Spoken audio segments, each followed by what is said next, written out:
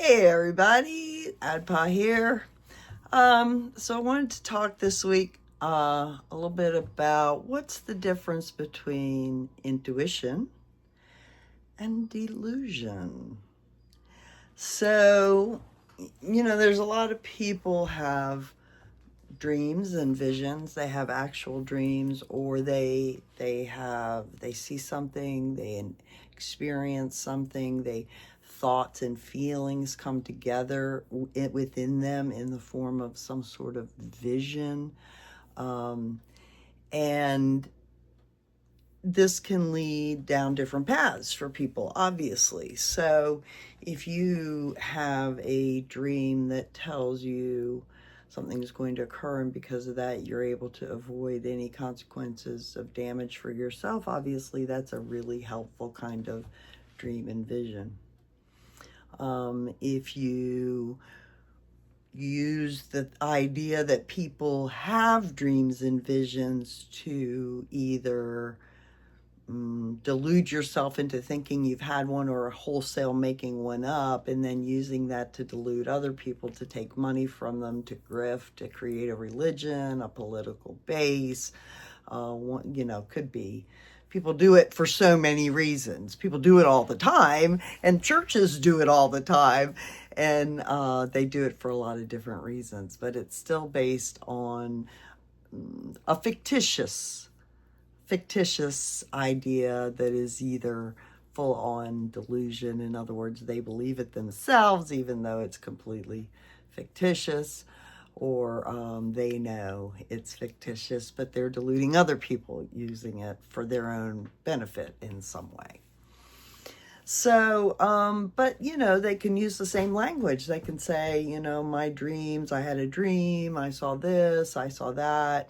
I was told this, I have a personal relationship, I was directed to tell the people. There's all kinds of language people use around expressing what is essentially a personal intuition, interpretation, or delusion, and then using it to somehow create something make something occur. So, you really have to understand that the human itself is a delusion machine. It has to run on a certain amount of delusion to survive every day, because the human lives in a physical world that can be extremely dangerous and can create anxiety, and that's the reality, the physical world. You go out, get in a car, you could get in a car accident, you have to go to a store, you buy food, they might not have food, they might, could go well, could go badly, you could, get into a fight in the parking lot, with a person, or you could go to your mailbox in certain places and a black bear could suddenly appear and change your world. I mean, it can be a dangerous place, people who built their homes and had confidence in the safety of their homes this year lost them to floods or fires or other things. That's the danger of the world. So to a certain extent, to exist in it and to have a continuity of purpose and hope, and give us a path and a set of actions, we have to a certain extent, believe in certain delusions as humans. The biggest one being the value of money.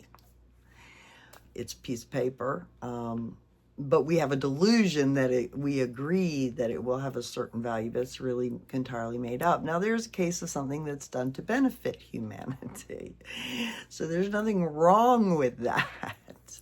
How people use it can be difficult.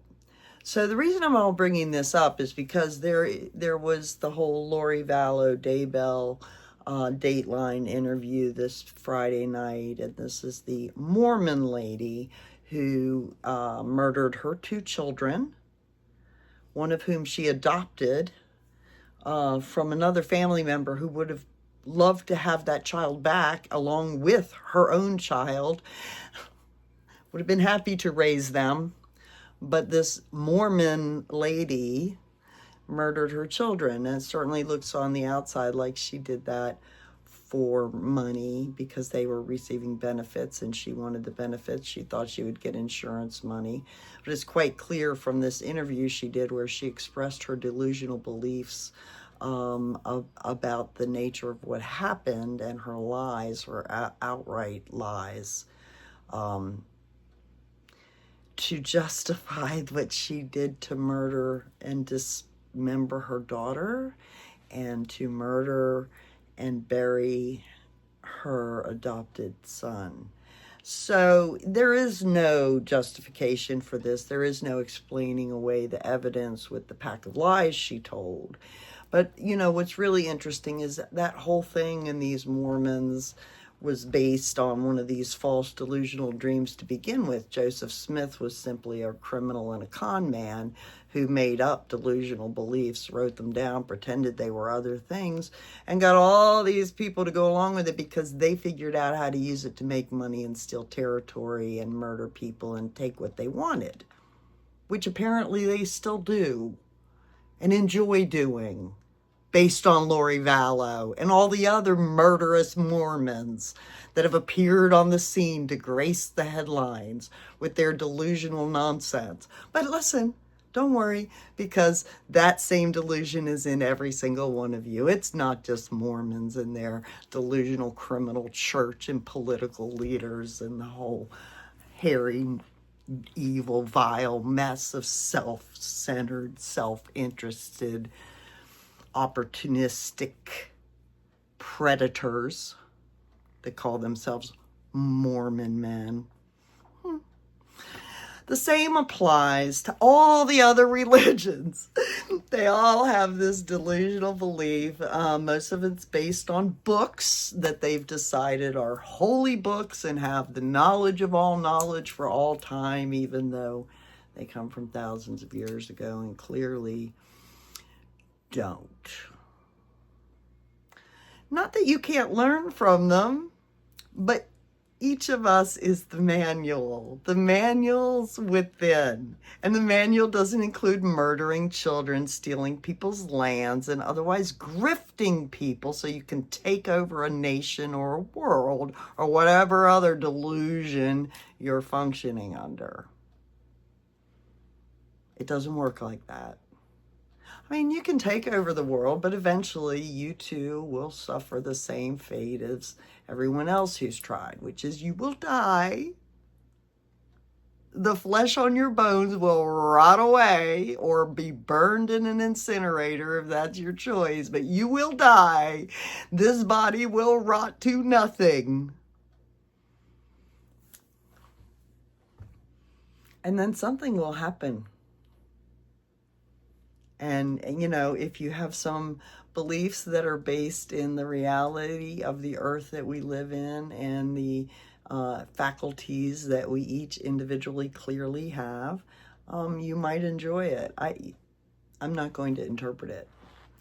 But what I will do is interpret how this normalization of delusion through religious and political systems has created the scenario where human beings no longer recognize, or a large, by the evidence of Facebook and the media and other certain things, it appears, this is all for entertainment only, it appears that humanity, at least in this nation, has a difficult time reconciling reality to their delusions. So they'll have to find out. They'll have to find out how this leader's delusions are going to translate into their reality, or how their own delusions, like Lori Vallow is about to find out, that her delusions of being Jesus's favorite are not going to keep her from dying in prison as a murderess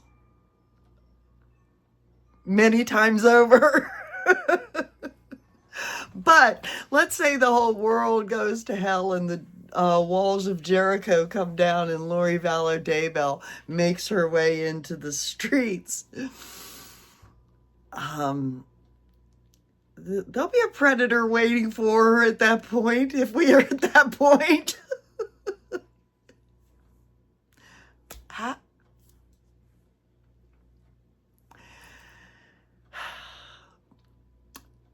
So you can listen to the president and stop being woke. That is recognizing your delusions. And what is delusional and what's reality? Go to sleep. Or you can, like become in full agency of yourself and recognize what's going on and live from that good path within yourself and walk around the nonsense if you have to or whatever. Or, should it even come to the point where you have to make that last stand, you'll have a composure of your soul to address it with courage and steadfastness. That's my take on it. So I got some new cards and we will do a pull. So I think what we're going to do is do a pull with something called the Star Code Astro. And then we'll do a reading from the deck I've been enjoying and using a lot right now is this Crow Tarot. I'm really into the whole bird thing right now. All right, so hold on. Heidi says hello. Say hello. I will pull you down and we'll pull some cards. Hold tight. Okay, so these are a little bit different. These are split up. This deck is split up into the 4 regions of the deck. So you can pull a reading. The first card, I'll show you where I have it marked here. So we have the first card shows the lens, the second card, the character, the third card, the location, and the fourth card, the pattern.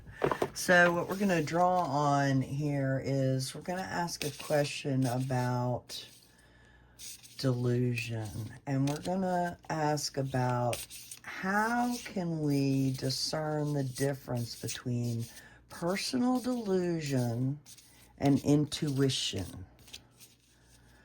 How can we discern between delusion and personal intuition? And then I'm doing the hair up. Okay. I got one on the top. I'm going to flip that over.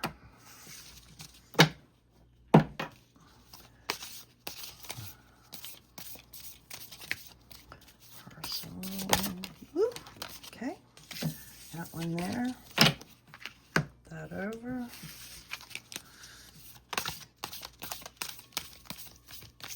Personal delusion.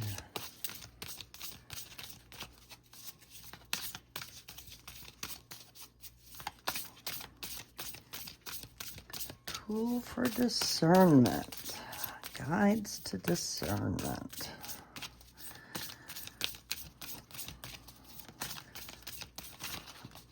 All right.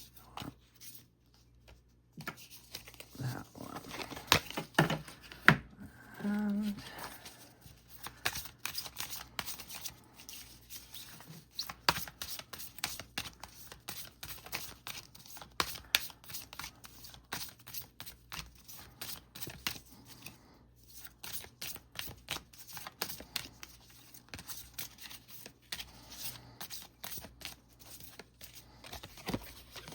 all right, so discernment, the lens we get, activate, solar flares, looking through the lens of solar flares and activation.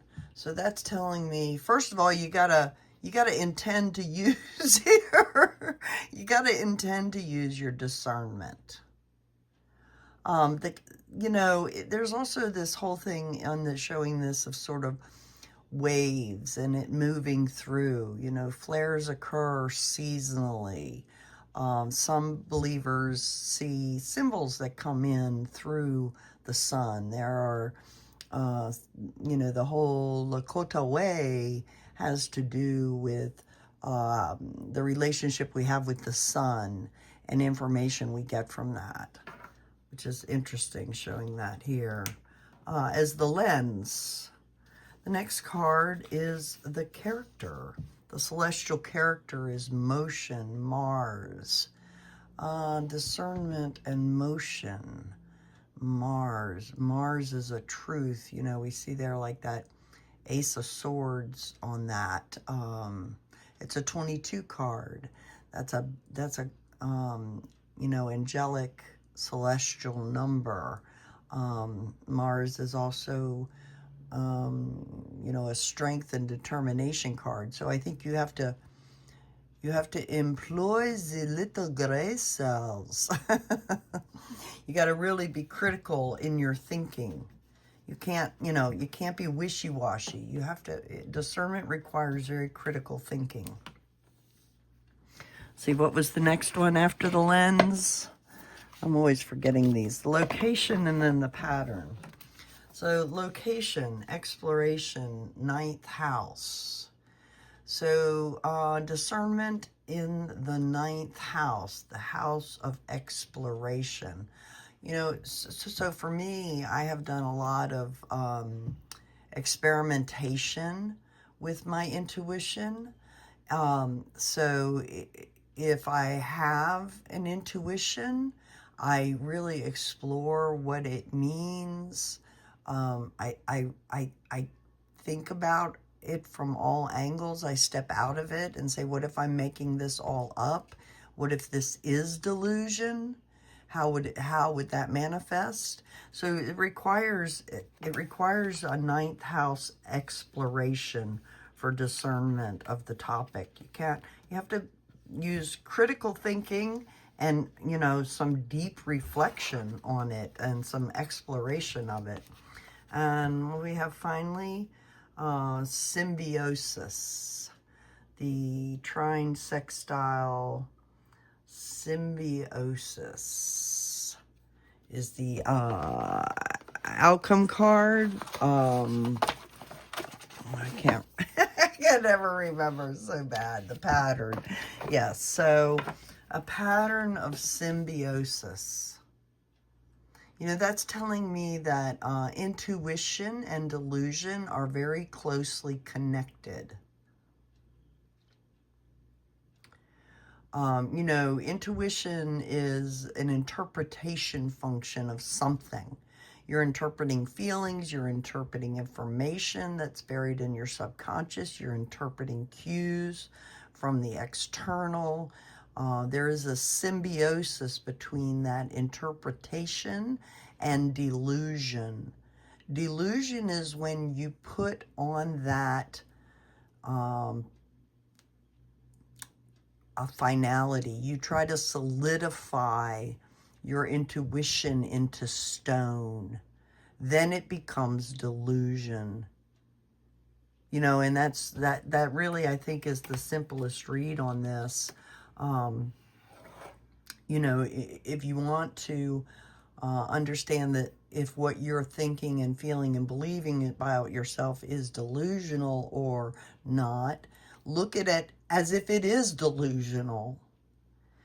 You know, explore it from all angles with critical thinking. What if this is not true? Where did this information come from? What am I basing this belief upon?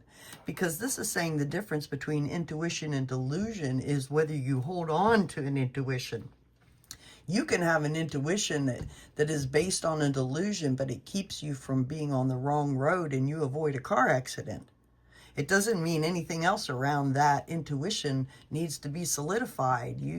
It's a functional faculty to help you navigate the realm of the world.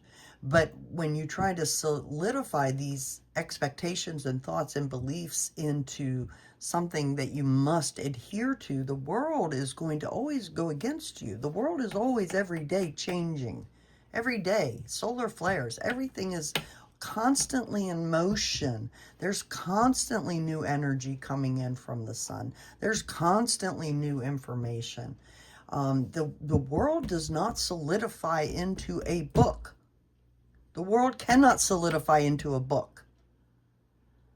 you know, unless there is a book that is never ending, that is constantly being written, the next chapter, the next chapter, the next chapter, that's a record, but it doesn't have a finality, you know. So that's telling me, that's what this read is telling me. So, you know, if you want to discern, if you see anybody who's solidified these delusions, whether it's religious or political or any other delusion, into a belief system, then you can discern they're on the wrong path. They're not on the right path, but that's their path. That's up to them to figure out. You can use your intuition and discernment to stay on a, you know, an earth walk path that acknowledges spiritual faculties and energy and works with them on a daily basis as the day unfolds in your life. All right, hold tight. I'll bring you up to wrap this up. Okay, so I ended up not pulling from the Crow Tarot at all. It wasn't necessary. We got everything we needed, I believe, from that read to validate this discussion on delusion and intuition. All I will say is, you know, use your intuition in a good way. Your heart leads you to love, and approach the world from a position of compassion, and understanding that we're all connected. Everything is connected. So do I get angry at some of the stuff I see, or people being delusional and trying to force that on other people or on me? Sure, I do. And, you know, I can rant as good as anybody else. It's not about never feeling those things. It's about, what do you do with that energy? How do you use your discernment to understand how we take in energy, whether that's fear or love, how we walk with it in the world in terms of the reality of the world. Do we do what we can to reduce our negative impact on the world? Do we recycle? Are we gentle with the things that we use, the chemicals that we put into our body, we expose our animals to? There are just so many ways that this world is telling us that we have to acknowledge that connection and walk in the physical reality with a spiritual understanding. It's natural. It's a natural phenomenon that we let solidified beliefs, ergo delusions, of other people force us into not acknowledging. And that is a task that each of us can address in any moment, in any time. We are the manual. So that's what I got to say. Thanks so much. Heidi, are you going to come in and make a little appearance? Last appearance for you? Nope, she says, not today. Have a great week, everybody. I'll see you next week. Love you. Like, subscribe, forward. Help me get this thing out there. I sure appreciate it if you have watched to the end. Thank you so very, very much. Love you. See ya.